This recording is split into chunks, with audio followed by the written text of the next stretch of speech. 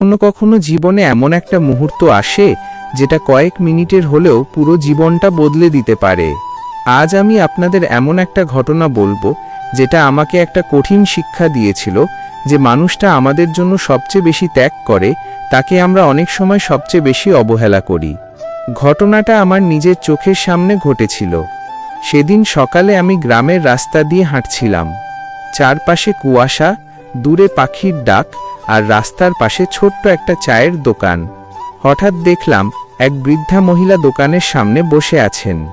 তার হাতে একটা পুরনো খাম। আমি কাছে গিয়ে বললাম, চাচি, এখানে একা বসে আছেন কেন? বৃদ্ধা আমার দিকে তাকিয়ে মৃদু হেসে বললেন, বাবা, আমার ছেলেটা আসবে। আমি জিজ্ঞেস করলাম, কবে আসবে? তিনি খামটা বুকের কাছে চেপে ধরে বললেন, আজ। তার চোখে তখন এমন একটা অপেক্ষা ছিল যা ভাষায় বোঝানো কঠিন। আমি আর কিছু জিজ্ঞেস করলাম না, কিন্তু কিছুক্ষণ পর তিনি আমাকে বললেন, বাবা, তুমি কি এই চিঠিটা পড়ে দিতে পারবে? আমি খামটা হাতে নিলাম। চিঠির ওপরে লেখা, মায়ের জন্য। চিঠিটা খুলতেই আমার চোখ আটকে গেল প্রথম কয়েকটি লাইনে। আর সেখান থেকেই শুরু হলো এমন এক গল্প যেটা আমি কোনোদিন ভুলতে পারিনি। বন্ধুরা, গল্পটা যদি আপনাদের হৃদয় ছুঁয়ে যায় তাহলে একটা লাইক দিয়ে পাশে থাকবেন, কারণ পরের ঘটনাটা আরও বেশি আবেগের। এর গল্পটা ছিল রায়হান নামের এক ছেলেকে নিয়ে। রায়হানের বাবা মারা গিয়েছিলেন যখন সে খুব ছোট। তার মা মানুষের বাড়িতে কাজ করে, কখনো সেলাই করে, কখনো অন্যের জমিতে কাজ করে ছেলেকে বড় করেছিলেন। নিজে না খেয়ে ছেলেকে খাইয়েছেন। নিজের জন্য নতুন কাপড় না কিনে ছেলের স্কুলের পোশাক কিনেছেন। একদিন রায়হান মাকে বলেছিল, মা, আমি বড় হয়ে তোমাকে আর কাজ করতে দেব না। মা হেসে বলেছিলেন, তুই মানুষ হ বাবা, আমার আর কিছু লাগবে না। সেই কথাটা রায়হানের মনে গেঁথে গিয়েছিল। কিন্তু সময়ের সঙ্গে সঙ্গে রায়হান বড় হলো, পড়াশোনা শেষ করে শহরে চাকরি পেল। প্রথম দিকে সে নিয়মিত মাকে ফোন করত। তারপর ফোন কমে গেল। মাসে একবার, তারপর কয়েক মাসে একবার। মা প্রতিদিন সন্ধ্যায় উঠানের দরজার দিকে তাকিয়ে থাকতেন। কেউ এলেই মনে করতেন, হয়তো আমার ছেলে এসেছে, কিন্তু রায়হান আসতো না। শহরে রায়হানের জীবন বদলে গেল। নতুন চাকরি, নতুন বন্ধু, নতুন পরিচয়। একদিন মা ফোন করে বললেন, বাবা, কেমন আছিস? রায়হান ব্যস্ত ছিল। সে বলল, ভালো আছি মা, এখন একটু কাজ আছে, পরে কথা বলবো। মা বললেন, আচ্ছা বাবা। ফোন কেটে গেল। মা ফোনটা হাতে নিয়ে অনেকক্ষণ চুপ করে বসে থাকলেন। তিনি জানতেন ছেলে ব্যস্ত, কিন্তু মায়ের মন তো ব্যস্ততা বোঝে না। মায়ের মন শুধু সন্তানকে বোঝে। কয়েকদিন পর মা আবার ফোন করলেন, বাবা, কবে বাড়ি আসবি? রায়হান একটু বিরক্ত হয়ে বলল, মা, এখন আসা সম্ভব না, কাজের চাপ অনেক। মা বললেন, আচ্ছা বাবা, কাজ শেষ হলে আসিস। এই আচ্ছা বাবা কথাটার ভেতরে কতটা কষ্ট লুকিয়েছিল রায়হান তখন বুঝতে পারেনি। একদিন রায়হান সিদ্ধান্ত নিল সে শহরে নিজের জন্য একটা নতুন জীবন শুরু করবে। গ্রামের পুরনো বাড়িটা বিক্রি করে দেবে। সে মাকে ফোন করে বলল, মা, বাড়িটা বিক্রি করে দাও, তুমি আমার কাছে শহরে চলে এসো। মা কিছুক্ষণ চুপ করে থেকে বললেন, তোর বাবার লাগানো আম গাছটা? রায়হান বলল, ওসব দিয়ে কি হবে মা, এখনকার সময়ে এসবের দাম নেই। মা আর কিছু বললেন না, শুধু বললেন, ঠিক আছে বাবা। কিন্তু তিনি বাড়িটা বিক্রি করলেন না, কারণ সেই বাড়ির প্রতিটি দেয়ালে তার স্বামীর স্মৃতি আর প্রতিটি কোণায় রায়হানের শৈশব জড়িয়েছিল। এক রাতে রায়হানের ফোনে গ্রামের এক প্রতিবেশীর কল এল। লোকটি বললেন, রায়হান, তুই কি কাল বাড়িতে আসতে পারবি? রায়হান বলল, কেন?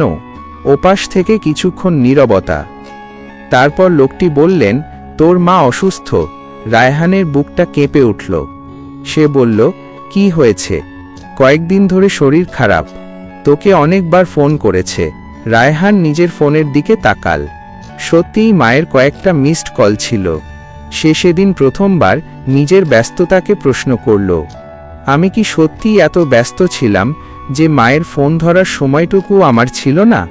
সেই রাতেই সে গ্রামের উদ্দেশ্যে রওনা দিল, কিন্তু তখনও সে জানত না বাড়িতে তার জন্য কি অপেক্ষা করছে। রায়হান বাড়িতে পৌঁছে দেখল উঠানটা নিস্তব্ধ। যে উঠানে তার মা প্রতিদিন ঝাড়ু দিতেন সেখানে শুকনো পাতা পড়ে আছে। সে দরজা খুলে ঘরে ঢুকল। মা নেই। পাশের ঘরের টেবিলের ওপর একটা খাম রাখা, খামের ওপরে লেখা রায়হানের জন্য। রায়হান কাঁপা হাতে খামটা খুলল। ভেতরে একটা চিঠি। চিঠিতে লেখা ছিল, বাবা, তুই যখন এই চিঠি পড়বি তখন হয়তো আমি তোর সামনে থাকব না। তুই ছোট থাকতে একদিন বলেছিলি বড় হয়ে আমাকে আর কাজ করতে দিবি না। আমি সেই কথাটা ভুলিনি। তুই হয়তো ভুলে গেছিস, কিন্তু মা সন্তানের ছোট্ট কথাও ভুলে যায় না। তুই শহরে সুখে থাকিস, আমার জন্য চিন্তা করিস না। শুধু একটা কথা মনে রাখিস, জীবনে টাকা হারালে আবার টাকা পাওয়া যায়, কিন্তু সময় হারালে সেই সময় আর ফিরে আসে না। আর বাবা, যদি কখনো মনে হয় তুই আমাকে অবহেলা করেছিস তাহলে নিজেকে দোষ দিবি না। আমি তোকে কখনো দোষ দিইনি, কারণ মা সন্তানের ওপর রাগ করে থাকতে পারে কিন্তু ভালোবাসা বন্ধ করতে পারে না। তোর জন্য একটা জিনিস রেখে গেলাম, আমগাছটার নিচে খুঁজিস।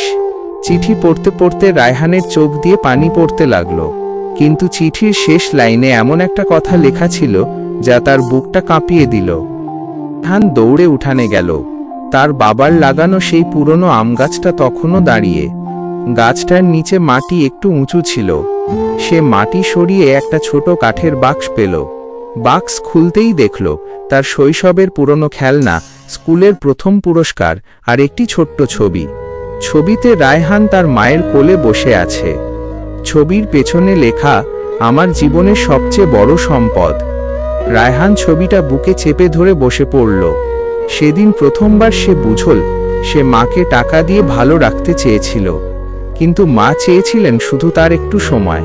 এবার ফিরে আসি সেই বৃদ্ধার কাছে যার চিঠিটা আমি পড়ছিলাম। আমি চিঠির শেষ লাইনটা পড়ে থেমে গেলাম। বৃদ্ধা আমার দিকে তাকিয়ে বললেন, বাবা, আমার ছেলে কি আসবে? আমি কি উত্তর দেব বুঝতে পারছিলাম না। ঠিক তখন দূর থেকে একজন মানুষ দৌড়ে আসতে দেখা গেল, হাতে একটা ব্যাগ, চোখে অস্থিরতা। সে এসে বৃদ্ধার সামনে দাঁড়িয়ে হাঁপাতে হাঁপাতে বলল, মা। বৃদ্ধা মাথা তুলে তাকালেন, তারপর বললেন, তুই এসেছিস বাবা? ছেলেটা মায়ের হাত ধরে কাঁদতে লাগল। আমি একটু দূরে দাঁড়িয়ে রইলাম। সেদিন বুঝলাম কিছু গল্পের শেষ হয় কান্নায় নয়, উপলব্ধিতে। সেদিন বাড়ি ফেরার পথে আমি অনেকক্ষণ চুপ ছিলাম। আমি ভাবছিলাম আমরা সবাই ভবিষ্যতের জন্য ছুটছি। ভালো চাকরি চাই, বড় বাড়ি চাই, অনেক টাকা চাই, কিন্তু যাদের জন্য এত কিছু চাই তাদের সঙ্গে কথা বলার সময়টুকু কি আমরা রাখছি? আমরা ভাবি পরে কথা বলবো, পরে দেখা করব, সময় হলে বাড়ি যাব, কিন্তু জীবন কাউকে বলে আসে না তোমার হাতে আর কতদিন আছে। তাই যদি আপনার মা বাবা আপনার পাশে থাকেন, তাদের সঙ্গে একটু সময় কাটান, তাদের কথা শুনুন।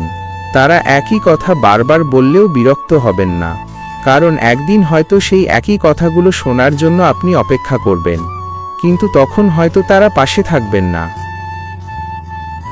আপনার জীবনে এমন কোনো মানুষ আছে যাকে আপনি ভালোবাসেন কিন্তু ব্যস্ততার কারণে সময় দিতে পারছেন না? আজই তাকে একটু সময় দিন, একটা ফোন করুন, একটু কথা বলুন, কারণ ভালোবাসা শুধু বড় বড় উপহারে প্রকাশ পায় না। অনেক সময় একটা ছোট্ট প্রশ্ন, তুমি কেমন আছো, এই কথাটাই একজন মানুষের পুরো দিনটা বদলে দিতে পারে। গল্পটা ভালো লাগলে লাইক দিন, আপনার মতামত কমেন্টে লিখুন, আর এমন হৃদয় ছোঁয়া শিক্ষণীয় গল্প পেতে চ্যানেলটি সাবস্ক্রাইব করে পাশে থাকুন। আর পরের গল্পটা কিন্তু আরও অদ্ভুত। একজন দরিদ্র ছেলে প্রতিদিন নদীর ধারে একটি পুরনো নৌকার কাছে যেত। একদিন নৌকার ভেতর সে এমন একটি বাক্স পেল যার ভেতরে ছিল তার নিজের নাম লেখা একটি পুরনো চিঠি। কিন্তু সবচেয়ে আশ্চর্যের বিষয়, চিঠিটা লেখা হয়েছিল তার জন্মের আগেই। সেই চিঠিতে কি লেখা ছিল জানতে হলে দেখা হবে পরের গল্পে। ধন্যবাদ আপনাকে, ভালো থাকবেন সবসময় আর তৈরি থাকুন পরের গল্পের জন্য।